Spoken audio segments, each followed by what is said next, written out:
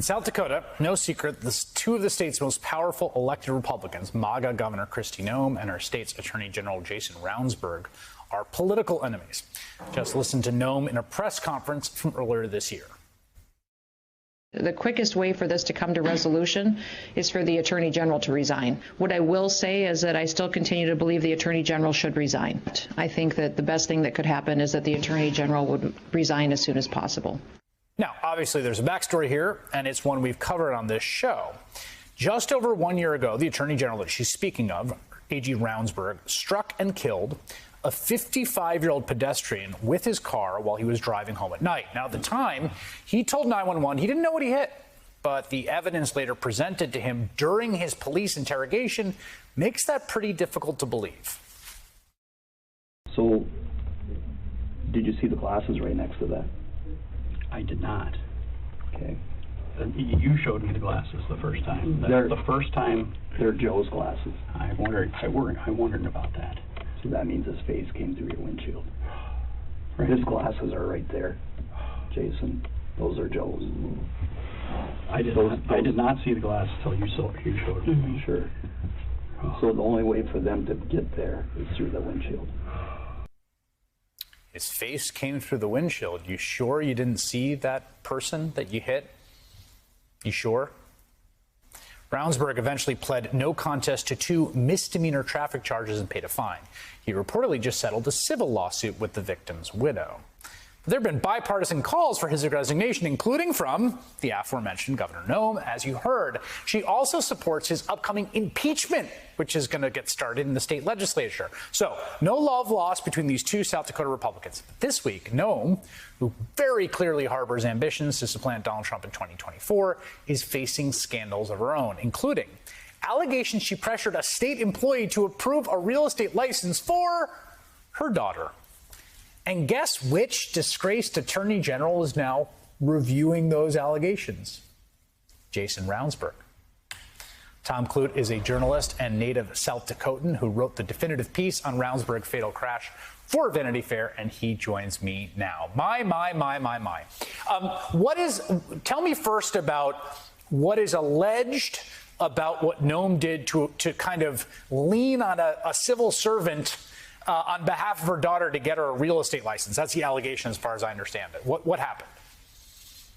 Yeah, so these revelations were all brought to light this week thanks to some pretty tremendous reporting by the Associated Press. And what they detailed is that in July of last year, Governor Noem summoned this state employee to a meeting, this woman named Sherry Brenn.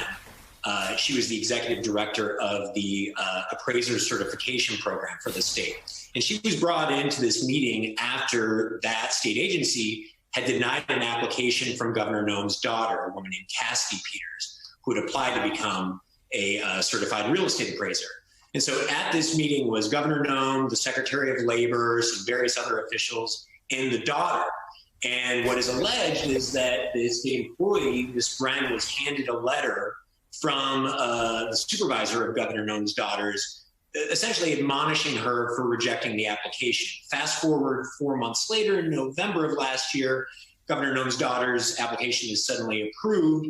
And then this woman, the state employee, Sherry Brenn, who filed an age discrimination complaint, she alleges that she was essentially pressured out by the governor's administration, the Secretary of Labor.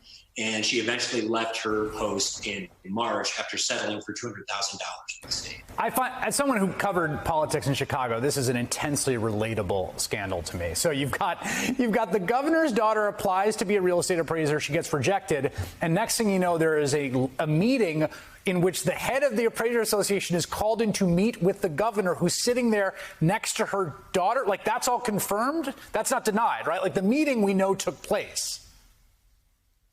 Yes, the meeting definitely took place. What exactly transpired, we don't know. Sherry Brenn, the employee at the center of this, is very confined in what she can say. The terms of the settlement essentially preclude her from speaking disparagingly about any state employee. And so we do know that she was presented a letter. We do know the attendees at the meeting.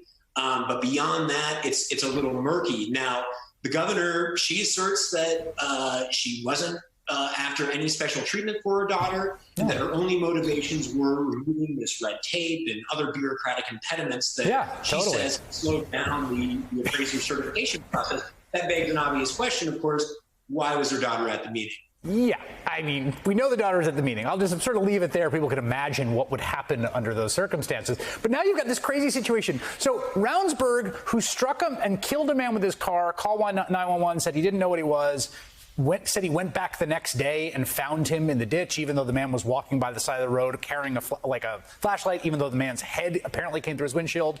He is widely seen as lying in the state. I think it's fair to say. He says he's not, but he has a real perception issue. He's facing impeachment. Noem wants to resign. Now his office is going to investigate the scandal allegation against Noem.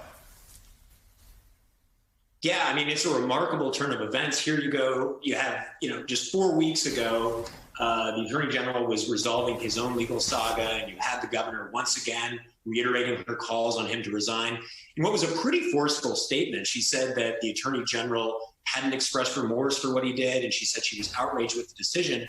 And now, you move ahead to a month, and Rounsberg is suddenly looking at a lot of chum in the water to potentially go after a governor who's become a very outspoken political adversary of his.